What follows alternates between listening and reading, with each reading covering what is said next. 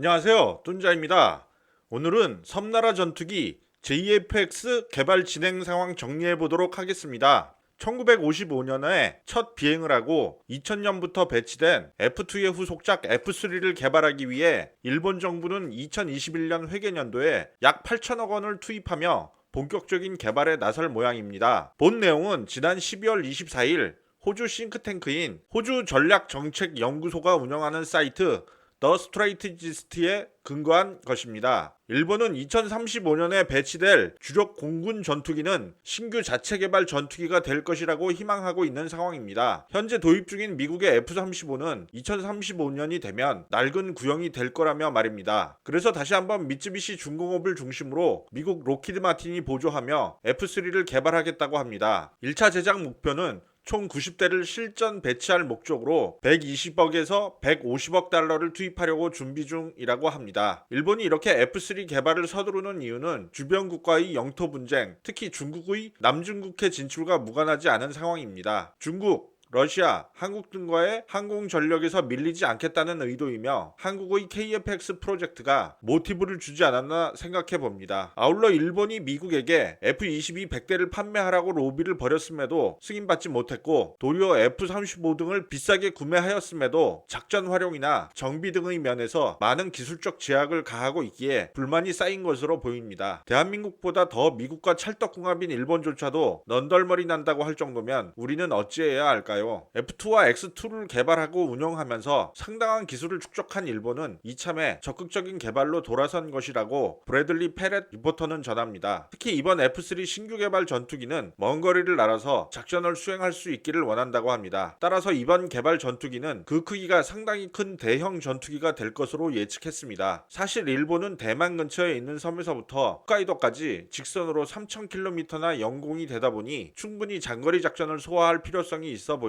그래서 리포터는 개발 예정인 F3를 고질라라고 표현했습니다. 한편 F3의 개발에는 일본의 최고 기술이 집대성될 것으로 예측되기에 잠시 짚어보도록 하겠습니다. 먼저 애프터버너 터보 엔진에 필요한 재료 기술과 스텔스 성능에 절대 필요한 레이더 흡수 물질 등의 재료 기술이 있습니다. 아울러 더 빨리 적기의 움직임을 감지할 수 있도록 해주는 기술도 있습니다. A사 레이더를 더욱 강력하게 만들어줄 소자 단계에서의 디지털 빔 포밍 기술 등이 그것입니다. 이런 상당한 세부 기술들은 영국이 추진하는 6세대 전투기 템페스트 프로젝트에서도 러브콜을 받고 있는 상황입니다. 그래서 영국은 신형 롤스로이스 전투기용 엔진과 신규 MBDA 미티어 미사일을 공동 개발하자며 일본을 꼬시는 중입니다. 아마도 제대로만 개발된다면 5세대급 전투기 중에서 F-22와 맞먹을 수도 있어 보입니다. 한때 해가 지지 않던 나라인 영국이 저 정도로 러브콜을 할 때는 기술이 어느 정도 있다고 보아야 합니다. KFX가 실전 배치되면 10년 정도는 일본과의 공군 전력이 어느 정도 균형을 이루겠지만 정말로 F3가 실전 배치된다면 대한민국은 반드시 KFX 블록 3까지 완성하여 전력 균형을 맞춰야 할 것으로 보입니다. 그러므로 대한민국도 손만 빨고 있지는 않을 것입니다. A사 레이더 탐지 능력을 더 높일 것이며 스텔스 기술도 추가로 업그레이드하며 F3의 대응 가능 수준으로 갈 것입니다. 지금 일본 정치권이 대한민국보다 더 엉망이어서 일본이란 나라 자체가 예전만큼 겁나는 상대는 아니지만 부자 망해도 3대는 간다고 저 스펙대로만 나와도 우리의 KFX는 정신 바짝 차려야 할 것입니다. 국뽕에 취하지 말고 일본 전투기 및 관련 기술 수준을 직시하며 이에 대한 대비를 철저히 해야 합니다. 뚠자의 짧은 생각으로 대한민국은 비대칭 전력인 현무미사일 시리즈 역량을 더욱 고도화하고 핵잠수함 운용 등을 통하여 한국을 잘못 건드리면 반드시 동기어진 양패구상을 각오할 것임을 경고해야 합니다. 안 보이는 여야가 없으며 오늘의 적은 내일의 친구가 될 수도 있지만 반대로 오늘의 동지가 내일의 적이 될 수도 있음을 명심해야 합니다. 실제로 미국, 중국, 일본, 러시아는 물론 동족이라는 북한까지 어디 한 곳 마음 놓을 곳이 없는 상황입니다. 우리 모두의 자손이 살아가야 할 대한민국의 환경이 녹록지 않기 때문이며 두 번째로 강산을 빼앗긴 치욕스러운 세대가 되고 싶지 않기 때문입니다. 오늘 준비한 영상은 여기까지입니다. 오늘 보신 내용이 마음에 드셨다면 구독 꼭 부탁드립니다. 감사합니다.